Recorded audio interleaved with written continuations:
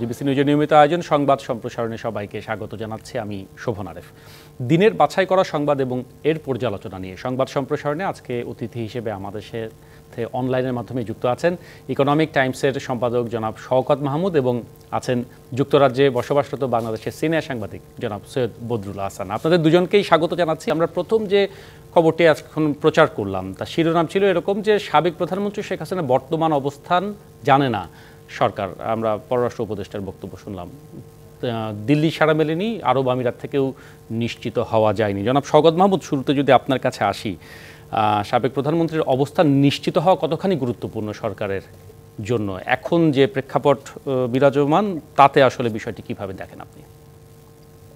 এটা আসলে আমি মনে করি যে এটা গুরুত্ব বর্তমান সরকারের কাছে কেন বা কেনই বা জিজ্ঞেস করতে যাওয়া হয়েছে দিল্লির কাছে শেখ হাসিনার অবস্থান কোথায়। শেখ হাসিনা পালিয়ে গেছেন ভারতে পালিয়ে ভারতে আছেন না সেখান থেকে কোথায় গেছেন, এটার তার গতিবিধি ট্র্যাক করাটা এই সরকারের দায়িত্ব। এই সরকারের দায়িত্ব হচ্ছে তার যে অপরাধগুলো যিনি করেছেন সেই অপরাধগুলো তাড়াতাড়ি আমলে নিয়ে এবং তার জন্য একটা দ্রুত বিচারের ব্যবস্থা করা। যেখানে বিচারের ব্যবস্থা করলেই এই বিষয়টা আপনার চলে আসবে। একটা ফেসবুকে বা সোশ্যাল মিডিয়ায় কিছু একটা উঠলো তিনি ভারত ছেড়ে দুবাইয়ে গেছেন, এটার ব্যাপারে যদি আমাদের সরকার জানতে চায় দিল্লির কাছে, এবং দিল্লিও সেটা বলবে তার ওখান থেকে কোন প্যাসেঞ্জার কোথায় গেছেন, এটা তো জানার কথা। এটার জন্য তো আমাদের এখানে গোয়েন্দা সংস্থা আছে, দিল্লি হাই কমিশনে আমাদের লোকজন আছে, তারা ট্র্যাক করে বের করবে। অফিসিয়ালি জানতে চাওয়া, এটা আমার মনে হয় যে এটা মানে এটা কাদের প্রেসারে কেন জানতে চাওয়া হয়েছে।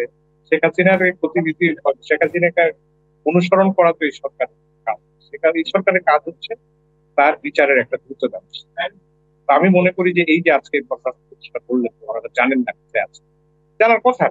এবং উনি দিল্লিতে কোথায় থাকেন থাকেন এগুলো সরকার জানলেও বা সরকারের পক্ষে বলার কি আছে, সেটা আমরা এমন কিছু মনে করি না। এমন যে নয়, এমন যদি হতো যে সরকার দিল্লিকে কাছে আপনার এক্সট্রাডিশন ট্রিটি অনুযায়ী তাকে ফেরত চেয়েছে, যে আপনার ওখানেই আছে, আমাকে আমার বন্দি প্রত্যর্পণ চুক্তি অনুযায়ী তাকে আমাদের কাছে দিতে হবে, এটা বাংলাদেশ ভারতের চুক্তি আছে। তো সেরকম তো কোনো রিকোয়েস্ট করা হবে যখন ওয়ারেন্ট ইস্যু হয়, বিচার প্রক্রিয়া শুরু হয়, সেটা করা হবে। আপনি যদি বন্দি প্রত্যর্পণ চুক্তির আওতায় কোনো পদক্ষেপ না নিয়ে আপনি যদি এমনিতে জিজ্ঞেস করেন ভাই আপনার ওখানে কোথায় আছেন না উনি অন্য জায়গায় গেছেন, এগুলো আমার মনে হয় যে এটা দুই রাষ্ট্রের মধ্যে এটা কোনো ধরনের কূটনৈতিক ইয়ের মধ্যে পড়ে না, পর্যায়ের মধ্যে পড়ে না। তবে আমি মনে করি যে এই ব্যাপারে প্রশ্ন করা বা জিজ্ঞেস করা, এটা সাংবাদিকরা করুক না, যারা জিজ্ঞেস করেছে তারা যাক না, তারা দিল্লিতে যাক, তারা দুবাইতে যাক, গিয়ে বের করুক। আমার মনে হয় যে এই বিষয়গুলো একটা একটা খেলো করে ফেলে। এটা এটা নিয়ে যে এত রকমের ফেসবুকের এইসব বিষয় নিয়ে জাতীয় গণমাধ্যমে খবর আসা এবং সরকারের পর্যায়ে পররাষ্ট্র মন্ত্রণালয়ের কাছে জিজ্ঞাসা করা, এগুলোই আমার কাছে মনে হয় যে এটা বাগারও। জি, মানে সাংবাদিকরা হয়তো প্রশ্ন করতেই পারে। আমরা পররাষ্ট্র উপদেষ্টার বক্তব্য তো শুনেছি। ধন্যবাদ আপনাকে শওকত মাহমুদ। সৈয়দ বদরুল হাসান, মানে এই ব্যাপারে সরকারের আসলে এখন কোনো করণীয় আছে কিনা, যেটি বলছিলেন শওকত মাহমুদ, সরকার যেটি করছে তার কাছে খুব বেশি যৌক্তিক মনে হচ্ছে না, কিংবা ধরুন যে দিল্লি থেকে যদি চলে যান সাবেক প্রধানমন্ত্রী শেখ হাসিনা, সেটিরই বা কি তাৎপর্য? মানে এতগুলো মামলা মাথায় নিয়ে কোন দেশে থাকলে তার কি পরিণাম কিংবা কি পরিণতি হতে পারে সেটি কিভাবে দেখা যেতে পারে? এখন তিনি, যেটা আমরা শুনেছি, আমরা কেউ নিশ্চিত নয় তিনি দিল্লিতে আছেন না দিল্লির সংযুক্ত আরব আমিরাতে গিয়েছেন। তো আমি একই কথা বলবো, এটা সরকারের মাথা ব্যথার কোনো কারণ নেই। যদি সরকার ওনাকে ফিরিয়ে আনতে চায়, যে নিয়ম আছে, আন্তর্জাতিক নিয়ম আছে, এক্সট্রাডিশন ট্রিটি এর মাধ্যমে যদি আনতে চায়, যে আওয়ামী লীগ সরকার যেই বর্তমান সরকারের ভাষায় যে অপরাধগুলো করেছেন তাদের কিভাবে যে আইনগতভাবে সেই বিচারগুলি হবে, সেই মামলাগুলো তদন্ত করা হবে, সেটাতে জোর দেওয়া আমার মনে হয় তাদের জন্য ভালো হবে। এখন শেখ হাসিনা বা শেখ হাসিনার পরিবর্তে অন্য কেউ যদি থাকতো, দিল্লিতে হোক বা লন্ডনে যান, যেখানে যান, এটা তো তিনি কোথায় গেছেন, কেন গেছেন, এটা যেমন পররাষ্ট্র দপ্তরের আমাদের যে উপদেষ্টা তিনি বলেছেন তাকে প্রশ্ন করা হয়েছে, এটা তো তিনি বলছেন দিল্লিতেও জিজ্ঞেস করেছেন, দিল্লি কোনো খবর, কোনো উত্তর দেননি। তো এই বিষয়ে এমন বিষয়টি এত গুরুত্বপূর্ণ না যে তিনি কোথায় গেছেন। হলো বর্তমান সরকার শেখ হাসিনার ব্যাপারে, তিনি যে সরকার প্রধান ছিলেন, এই সরকার থেকে তিনি তার যে কার্যকলাপ, তার সরকারের যে কার্যকলাপ, সেগুলো তদন্ত করা দরকার আমি আমি মনে করি। এর বাইরে তো আর এই একজন ব্যক্তি, প্রধানমন্ত্রী, প্রাক্তন প্রধানমন্ত্রী হোক আর সাধারণ নাগরিকই হোক, তিনি এক দেশ থেকে আরেক দেশে কোথায় গেলেন, এটা তো সরকার কাম্য হতে পারে না, কাজ হতে পারে আপনাদের না। দুজনের আরেকটা বক্তব্য হচ্ছে, একদম স্পষ্ট। অনেক ধন্যবাদ সৈয়দ বদরুল হাসান। আরেকটি বিষয় নিয়ে আপনাদের সংক্ষিপ্ত মতামত শুনে হয়তো আমরা বিরতিতে যাব। আরেকটি খবর যেটি আমরা প্রচার করেছি, বিএনপি এবং জামায়াত ইসলামের নেতাদের বক্তব্য, অন্তর্বর্তী সরকারের মেয়াদ যেন দীর্ঘ না হয় সতর্ক থাকার আহ্বান জানিয়েছেন বিএনপির নেতারা, আর স্থিতিশীলতা বজায় রাখার প্রত্যাশা করেছেন জামায়াত ইসলামের আমির। তার বক্তব্যই আমরা প্রচার করেছি। জনাব শওকত মাহমুদ, মানে অন্তর্বর্তী সরকার নিয়ে বিএনপির যে মনোভাব আমরা বেশ কিছুদিন ধরে দেখছি, সেটি আসলে কি বার্তা দেয়, এবং যে প্রত্যাশা পূরণ করতে না পারার একটি অভিযোগও তারা করছে, সব মিলিয়ে আপনি কিভাবে দেখছেন? বিএনপি আমার মনে হয় যে সিদ্ধান্ত নিয়েছে যে সরকারকে চাপে রাখার জন্য, তো এটা খুব যৌক্তিক।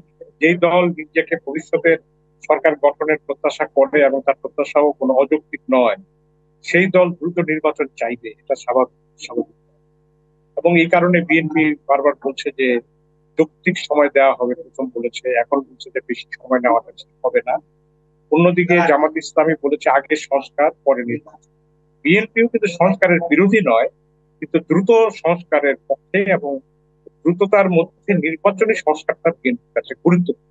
বিএনপি মনে করে যে তার 31 দফার মধ্যে যে সংস্কারের প্রস্তাবনা আছে, তারা ক্ষমতায় এলে সেটা করবে। অন্যদিকে প্রধান উপদেষ্টার যে সাক্ষাৎকার প্রকাশিত হয়েছে প্রথম আলো পত্রিকায়, সেখানে তিনি খুব জোর দিয়ে বলেছেন যে আগে সংস্কার হবে এবং সেই সংস্কারের পদ্ধতি নির্বাচন। অতএব এই জায়গায় আমরা একটা লক্ষ্য করছি যে যেহেতু আওয়ামী লীগ মাঠে নেই রাজনীতি, সেখানে বিএনপি এবং জামাত ইসলামী তারা নিজেদের অবস্থানকে শক্তিশালী করার জন্য মনে করি যে এই সরকারের কাছ থেকে যতটুকু সুবিধা নেওয়া যায়, কেউ সুবিধা নিতে চায় সংস্কারের মাধ্যমে, কেউ সুবিধা নিতে চায় সংস্কারকে বিলম্বিত করা, যে স্থিতিশীলতার অর্থ বিলম্ব করা, এবং বিএনপির বক্তব্যের বিপরীত। তো এটা নিয়ে পরস্পরের মধ্যে একটা স্থায়ী লড়াই আছে আমরা লক্ষ্য করছি। তো আমি যেটা বুঝতে পারছি, যেটা ডক্টর ইউনূস বিএনপির নেতৃত্বের সংলাপ হয়েছে, সেখানে বিএনপি বলেছে যে তার নির্বাচন নিয়ে অত্যন্ত বেশি কথা হয়েছে, এবং বিএনপি মহাসচিবের যে সাক্ষাৎকার প্রথম আলো দেখেছে, তারা বলেছে যে সংস্কার তাদের প্রাধান্যে নেই, প্রাধান্যে হচ্ছে নির্বাচন। এখন এই জায়গায় একটা আমার মনে হয় যে মাঝখানে একটা মানে গ্রে এরিয়া, একটা ধূসর ধূসর কি গধূলি গধূলি এলাকা তৈরি হয়েছে। তো এই গধূলি এলাকার মধ্যে এটা মনে করি যে রোড ম্যাপ 3 মাস পরে দেবে, তার মাঝখানে এই কথাগুলো চলতে থাকে। কিন্তু এটা যে আমি মনে করি যে এইসব কথাবার্তায় কেউ স্থিতিশীলতা চায়, কেউ দ্রুততা চায়, এর কথাবার্তায় যে অন্তর্বর্তী সরকার এই লড়াইয়ের মধ্যে সামিল হবে, আমি সেটা মনে করি না। অন্তর্বর্তী সরকার তার যে সংস্কার কমিশন গঠন করেছেন, সেই কমিশনের সেটিতে তারা মনোযোগী হবেন বলে মনে করি। ধন্যবাদ। আমরা সেই সংস্কার নিয়ে আরো কথা বলবো বিরতির পরে। সৈয়দ বদরুল হাসান, আপনার কাছে মানে জামায়াত ইসলামী স্থিতিশীলতা বজায় রাখার ইঙ্গিত দিচ্ছে, বিএনপি এক ধরনের চাপে রাখার অবস্থান নিচ্ছে, যেটি শওকত মাহমুদ বলেন, আপনার কাছে এই দুই দল তাদের অবস্থান এবং এই সরকারের উপর তাদের অবস্থানের ফলে যে প্রভাব, সেটিকে কিভাবে দেখেন? আমি যেটা বলবো যে বিএনপি স্বাভাবিক, বিএনপি 2006 সালে ক্ষমতা থেকে চলে গেছেন, অনেক বছর হয়ে গেল তারা ক্ষমতায় নেই। অবশ্যই তারা তো ক্ষমতায় আসতে চাইবেনি, কিন্তু আবার এটাও দেখতে হবে যে সংস্কারের কথা বলা হচ্ছে, বিএনপি দ্রুত নির্বাচন চাইবে, এবং বিএনপি কেন, দেশের আপামর জনসাধারণ চাইবে যে নির্বাচনটা যাতে খুব বিলম্বিত না হয়। এখন যেটা হচ্ছে যে সরকার বলছে সংস্কারের কথা, এখন বিএনপি উচিত এবং অন্যান্য রাজনৈতিক দল যারা আছেন তাদের দরকার হবে, প্রয়োজন হবে যে সরকারকে এটাও বলা যে সরকার যে সংস্কারের কথা বলছেন বিভিন্ন ক্ষেত্রে, এটা সরকার যাতে রাজনৈতিক দলগুলোর সাথে আলোচনা করে। কারণ পরবর্তী যখন নির্বাচন হবে, একটা জাতীয় সংসদ আবার নতুন আসবে, তখন কিন্তু এই সংস্কারের কথাগুলো জাতীয় সংসদে উঠবে, তখন এই সংস্কারগুলো অনুমোদন করার একটা ব্যাপার থাকবে। এই জন্য আগে থেকে রাজনৈতিক দলগুলোকে সরকারের সাথে এবং সরকার থেকে উদ্যোগ নিতে হবে যে রাজনৈতিক দলের সাথে তারা কথা বলবেন। আর স্থিতিশীলতার কথা বলছেন, হ্যাঁ স্থিতিশীলতা আমরা গত 2 মাসে দেখেছি দেশটা এখনো কিন্তু পুরোপুরি স্থিতিশীল হয়নি। এটা হওয়া খুবই খুবই দরকার, যাতে জনগণ একটু স্বস্তি পায়, জনগণ যাতে ভয় না পায়, জনগণ যাতে আপনার কনফিডেন্টলি চলাফেরা করতে পারে, কাজকর্ম করতে পারে, এগুলো দরকার। জি, একদম স্পষ্ট। অনেক ধন্যবাদ। আপনাদের দুজনকে ধন্যবাদ জানিয়ে একটা বিরতি নিতে চাই। সালাম স্টিল নিবেদিত সংবাদ সম্প্রসারণে আমরা ফিরবো কিছুক্ষণের মধ্যে, সাথেই থাকুন। সালাম স্টিল নিবেদিত সংবাদ সম্প্রসারণে আমরা ফিরে এলাম বিরতির পরে। আমাদের সাথে ইকোনমিক টাইমসের সম্পাদক জনাব শওকত মাহমুদ আছেন এবং আছেন সিনিয়র সাংবাদিক সৈয়দ বদরুল আহসান, তিনি যুক্তরাজ্য থেকে আমাদের সাথে যুক্ত হয়েছেন। আবারও দুজনকেই স্বাগত জানাচ্ছি। আমরা যে আরেকটি সংবাদ প্রচার করেছি সেটির শিরোনাম ছিল যে নির্বাহী বিভাগের সদিচ্ছা ছাড়া সম্ভব নয় বিচার বিভাগের শতভাগ স্বাধীনতা, এবং এই যে সংস্কারে প্রাধান্য পাবে উচ্চ আদালতে বিচারপতি নিয়োগের নীতিমালা। আমরা জানি যে আজকে দ্বিতীয় দিনের মতো বিচার বিভাগ সংস্কার কমিশন বৈঠকে বসেছে। সৈয়দ বদরুল হাসান, আপনার কাছে যদি আসি যে এই বিচার বিভাগের শতভাগ স্বাধীনতার যে ব্যাখ্যা কমিশন প্রধান শাহ আবু নাইম মমিনুর রহমান সাবেক বিচারপতি তিনি দিয়েছেন, সেটিকে আপনি কিভাবে দেখছেন? এবং তারপরেও এই যে আকাঙ্ক্ষা নিয়ে এই সংস্কারটি হচ্ছে সেখানে আপনি কি কি চ্যালেঞ্জ দেখছেন, কতখানি সম্ভব হবে বলে মনে করছেন? অতীতে আমরা তো অতীতে দেখেছি যে নির্বাহী বিভাগ কখনো বিচার বিভাগকে স্বাধীন হতে দেয়নি, এটা একদম নির্জলা সত্য। আমরা বছরের পর বছর দেখে এসেছি। এমনও দেখেছি যখন বিচার বিভাগ কতগুলো রাজনৈতিক ক্ষেত্রে কোনো মামলা করছেন, কাউকে বেল দেওয়ার ব্যাপারে বা কাউকে জেল দেওয়ার ব্যাপারে তাকিয়ে আছেন যে আপনার নির্বাহী বিভাগ কি করছে। তো যে এখন যে সংস্কার কথা বলা হচ্ছে, এটা আমি এই উদ্যোগটা বহু বছর আগেই নেওয়া উচিত ছিল আমাদের, এবং শতভাগ যে স্বাধীনতা বিচার বিভাগের, এটা আমরা সবাই আশা করব। এখন কমিশনের চেয়ারম্যান তিনি সহযোগিতার কথা বলেছেন নির্বাহী বিভাগের সাথে। সহযোগিতা তো অবশ্যই থাকবে, তিনটি বিভাগ আমাদের বাংলাদেশে বা গণতন্ত্রে যেটা আছে, আপনার সহযোগিতা ছাড়া কাজ হবে না। কিন্তু দিনের শেষে দেখতে হবে যে বিচার বিভাগ যে সিদ্ধান্তগুলো নেয় সেই সিদ্ধান্তের ব্যাপারে নির্বাহী বিভাগ যাতে কোনো হস্তক্ষেপ না করে, এটাই দেখা যায়। কেন বিচার বিভাগকে আমরা আশা করব যে সংবিধান এবং আইন, দেশের আইন, প্রতিষ্ঠিত আইন রক্ষা করবে, যেখানে আইনের প্রয়োজন, আইনের পরিবর্তন দরকার সেটাও করবে। কিন্তু বিচার বিভাগ যে সিদ্ধান্ত দিবে এটার মধ্যে, এটার ভেতরে নির্বাহী বিভাগ কোনো হস্তক্ষেপ না করে রাজনীতি, তিনি সমন্বয়ের কথা বলেছেন, আবার মানে এক ধরনের শ্রদ্ধার সম্পর্কের কথাও বলেছেন। মানে সেটিকে আসলে আমাদের বাস্তবতা কি বলে? না, আমাদের শ্রদ্ধা তো আমরা অবশ্যই থাকবে। বিচার বিভাগ নির্বাহী বিভাগকে শ্রদ্ধা করবে, পরস্পর একটা শ্রদ্ধা থাকবে।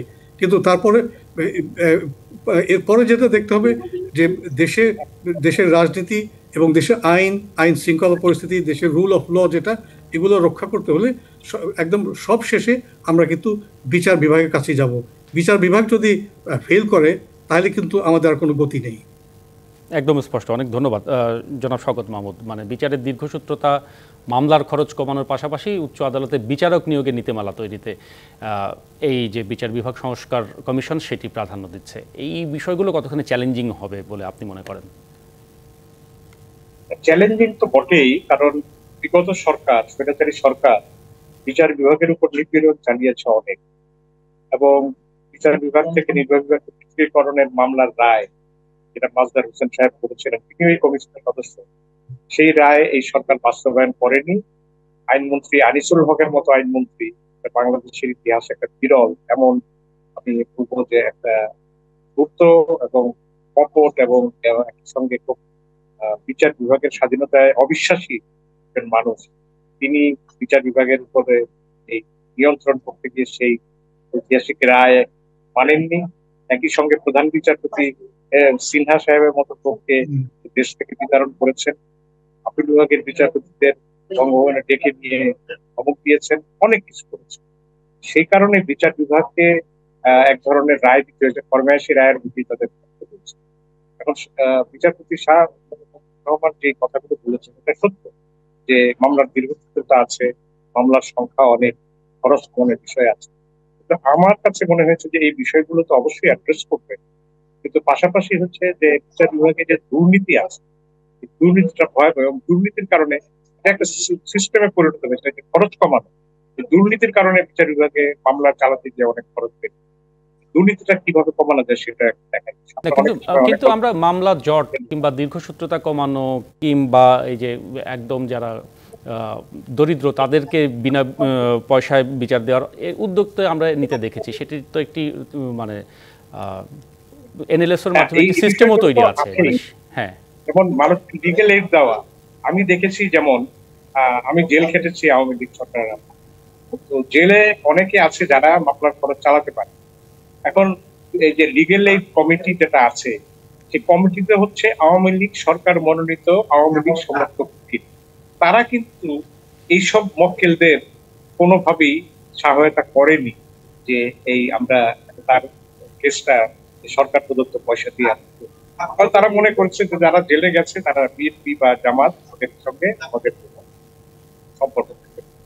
এটার একটা বড় প্রবলেম আছে। কিন্তু বিচার বিভাগের কথার যেটা তিনি বলেছেন যে শতভাগ স্বাধীনতা সম্ভব, এটা সত্য। এবং প্রধান বিচারপতি কিছুদিন আগে একটা অনুষ্ঠানে আইন উপদেষ্টার সামনেই বলেছেন, বিচারপতির সামনে বলেছেন যে পৃথক মন্ত্রণালয় থাকতে হবে বিচার বিভাগের অধীনে, যাতে করে বিচারকদের বদলি নিয়োগ সবকিছু তারা এই করবে। এখনো আইন মন্ত্রণালয় সেটা করে, এবং করার সময় তারা বলে প্রজ্ঞাপনে যে প্রধান বিচারপতির সঙ্গে পরামর্শক্রমে তারা এটা করছে। আসলে প্রধান বিচারপতির সঙ্গে পরামর্শক্রমে প্রধান বিচারপতিকে করবেন, মেবি সরকারের সঙ্গে পরামর্শক্রমে তিনি এই বিচার করবেন। এই বিষয়টা কিন্তু নেই, এবং বিচারপতি নীতিমালাও আমাদের সেইভাবে করতে হবে। তো তারা যে কাজটা করেছেন, এই কাজটা আমি মনে করি যে এটা সাধারণ মানুষের সাথে সংশ্লিষ্ট। কারণ বিচার বিভাগে মামলার কারণে কত মানুষের ভোগান্তি হচ্ছে, দীর্ঘদিন ধরে ভোগান্তি হচ্ছে। এটা যদি তারা দূর করার ক্ষেত্রে একটা সুনির্দিষ্ট পদক্ষেপ নিতে পারে। তো নির্বাহী বিভাগের কথাটা এই কারণে বলেছেন যে বিচার বিভাগ একটা রায় বাস্তবায়ন করতে হবে নির্বাহী বিভাগ। নির্বাহী বিভাগ যদি গড়িমসি করে বা রায়কে সেইভাবে মান্যতা না দেয়, তাহলে এই সমস্যাটা দাঁড়িয়ে যায়। কারণে তিনি কথাটা বলেছেন। কিন্তু বিচার বিভাগ তার নিজস্ব কাজকর্মে সম্পূর্ণ থাকতে থাকবে, এটাই আমাদের প্রত্যাশা। তারা যেন এমন ভাবে কাজ করেন যেটা আমরা একটা ন্যায় বিচার প্রতিষ্ঠা, সমাজে ন্যায় বিচার না, এই কথাগুলো একদম স্পষ্ট জনাব শওকত মাহমুদ, কিন্তু মানে রাজনৈতিক প্রভাব মুক্ত রাখা পরবর্তীতে যে জন্য এই সংস্কার কমিশন গঠন করা, সেটিকে টেকসই করা সম্ভব হবে কিনা সেটি আসলে আপনার কাছ থেকে জানতে চাওয়া। এটা টেকসই করা সম্ভব হবে মূলত বিচারপতিদের উপর নির্ভর করে, একই সঙ্গে যারা আইনজীবী আছে তাদের উপর নির্ভর করে, এবং একটা নির্বাহী বিভাগ বটেই, কিন্তু যারা বিচার বিভাগে মানে রেগুলার ক্লায়েন্ট বা স্টেক হোল্ডার, তাদের উপরে সবচেয়ে বেশি নির্ভর করে। কারণ অনেক আমরা দেখেছি যে পছন্দসই তাদের কাছে মামলা নিয়ে যাওয়া হয়, আমার দুনিয়া যে হয়েছে বিচারপতি তার কোর্ট নিয়ে যাওয়া, এগুলো নিয়ে অনেক গল্প আছে। সেগুলোকে আমার মনে হয় যে একটা জায়গায় আনা উচিত। এটা এটা না করতে পারলে আমার মনে হয় আমরা যে সংস্কারের কথা বলছি, সামগ্রিক সংস্কারের মধ্যে বিচার বিভাগ সংস্কারটা এই জায়গাটা যদি বাস্তবায়িত না হয়, এটা আমার দুঃখ থেকে এটা কেন হতো। জি, স্পষ্ট আপনাদের দুজনের বক্তব্য, ধন্যবাদ। আমরা আরেকটি বিরতি নিতে চাই। সালাম স্টিল নিবেদিত সংবাদ সম্প্রসারণে আমরা ফিরবো কিছুক্ষণের মধ্যে। সালাম স্টিল নিবেদিত সংবাদ সম্প্রসারণে আবারও আমরা ফিরে এলাম বিরতির পরে। ইকোনমিক টাইমসের সম্পাদক জনাব শওকত মাহমুদ এবং যুক্তরাজ্যে বসবাসরত বাংলাদেশের সিনিয়র সাংবাদিক জনাব সৈয়দ বজলুল হাসান আছেন আমাদের সাথে। আবারও আমরা আলোচনায় ফিরছি। স্বাগত জানাচ্ছি আপনাদের দুজনকে। আমাদের সংবাদের শিরোনাম ছিল এরকম যে নির্বাহী আদেশে দুর্গাপূজার ছুটি একদিন বাড়ানো হয়েছে, আগামী বৃহস্পতিবার সেটি, এবং মহাষষ্ঠী দিয়ে উৎসব শুরু হচ্ছে আগামীকাল থেকে। নিরাপত্তার বিষয় নিয়ে কথা বলেছে, কারণ আমরা দেখেছি ডিএমপি কমিশনার এবং প্রধান উপদেষ্টার বিশেষ উপদেশ সহকারী আজকে পূজা মণ্ডপ তারা পরিদর্শন করেছেন। প্রধান উপদেষ্টা বিশেষ সহকারী মাহফুজ আলম তিনি বলেছেন যে দেশের ভেতরে বাইরে চক্রান্ত চলছে, হুঁশিয়ারি দিয়ে তিনি বলেছেন যে এসব কর্মকাণ্ড প্রতিরোধ করা হবে। জনাব শওকত মাহমুদ, মানে পূজার নিরাপত্তা নিশ্চিত করতে তার এই বক্তব্য কতখানি প্রভাব ফেলবে, সার্বিকভাবে আপনি বিষয়টি কিভাবে দেখেন? দেখুন, এই সরকারের বিরুদ্ধে বাংলাদেশের সংখ্যালঘুদের নিরাপত্তা পূর্ণ হচ্ছে, সংখ্যালঘুদের বাড়ি জ্বালিয়ে দেওয়া হচ্ছে, হত্যা করা হচ্ছে, এই ধরনের একটা আন্তর্জাতিক অপপ্রচার হচ্ছে। এবং এটা ভারতের সরকারই কিন্তু এটা করেছে, এবং ভারতের শাসক দল বিজেপিও তার পরিপ্রেক্ষিতে সরকার তার ক্ষমতা গ্রহণের পরই বিশ্বের বিভিন্ন দেশকে বোঝাতে সক্ষম হয়েছে যে এগুলো সম্পর্কে একটা মিথ্যা প্রচার, এবং এটা মোটামুটি পরে ভারতে কিন্তু এই কথা নিশ্চিত। তো সরকার যে এই কাজগুলো করছে, সরকারের মধ্যে এখন একটা সংশয় আছে যে আবার দুর্গাপূজাকে কেন্দ্র করে, যেটা আমাদের বাংলাদেশে মাঝে মধ্যে আমরা লক্ষ্য করি, সেটা আবার একটা সুযোগ নিতে পারে। কারণ এই বিশেষ সহকারী প্রধান কথাটা বলেছে এবং আমরা দেখছি যে সংখ্যালঘুদের এবারে পূজার উদযাপনের জন্য সরকারের কর্তা ব্যক্তিরা প্রতিদিনই আপনার পূজা মণ্ডপে যাচ্ছেন, আমাদের যে জায়গায় তারা কথাগুলো বলছেন, নিরাপত্তা বাহিনীর প্রধানরা সেনা প্রধান গেছেন, পুলিশ প্রধান গেছেন, তারপরে উপদেষ্টারা যাচ্ছেন, তারা এই ব্যাপারটা খুব সিরিয়াসলি নিয়েছে এবং তাদের মধ্যে সরকারের মধ্যে এই সন্দেহটা আছে যে কোনো একটা অঘটন ঘটানোর একটা অপচেষ্টা হতে পারে। সেই জন্য আমি বলবো যে এই অঘটন ঘটানোর অপচেষ্টার ব্যাপারে সন্দেহটা কোনো অমূলক নয়। সেই জন্য আমাদের এই বাড়তি সতর্কতা এবং ছুটির দিনও বাড়িয়ে দেওয়া যে হয়েছে, তো এটাও আমি মনে করি যে সরকারের প্রতি সতর্কতার কারণে এবং হিন্দু সম্প্রদায়ের দাবিও ছিল তারা 2 দিন বা 3 দিন চায়। না মানে তাদের এই অতি সতর্কতা কিংবা কর্মতৎপরতা সবকিছুকেই কি মানে যাদের জন্য করা কিংবা সংখ্যালঘু সম্প্রদায় তাদের মধ্যে এক ধরনের আশ্বস্ত হওয়ার বিষয়টি আসবে কিনা, ইতিবাচক মনোভাব তৈরি হচ্ছে কিনা পরিস্থিতি বিবেচনায়? এটা একটা আশ্বস্ত হওয়ার যথেষ্ট কারণ আছে, সরকার আন্তরিক এ ব্যাপারে। তো আমরা আশা করবো যে তারা আন্তরিক হবে এবং তারা তাদের পূজা নির্ভয়ে নির্বিঘ্নে উদযাপন করবেন, এটাই জি, আমরাও নিশ্চয়ই সেটি আশা করব। ধন্যবাদ শওকত মাহমুদ। সৈয়দ বদরুল হাসান, আমরা আজকে দেখেছি যে ডিএমপি কমিশনার তিনিও ছিলেন এই পূজা মণ্ডপ পরিদর্শনে, তিনি ঢাকার পূজা মণ্ডপগুলো নিরাপত্তা নিশ্চিত করতে পেরেছেন। গেল সপ্তাহে আমরা স্বরাষ্ট্র উপদেষ্টার এক ধরনের আশ্বাস দিয়েছেন। সার্বিক পরিস্থিতি বিবেচনায় সব কিছু মানে নিয়ন্ত্রণে রাখা চ্যালেঞ্জিং হয়ে যাবে কিনা এই সরকারের পক্ষে, যেটি শওকত মাহমুদ বারবার বলছিলেন? না, এটা তো খুবই চ্যালেঞ্জিং।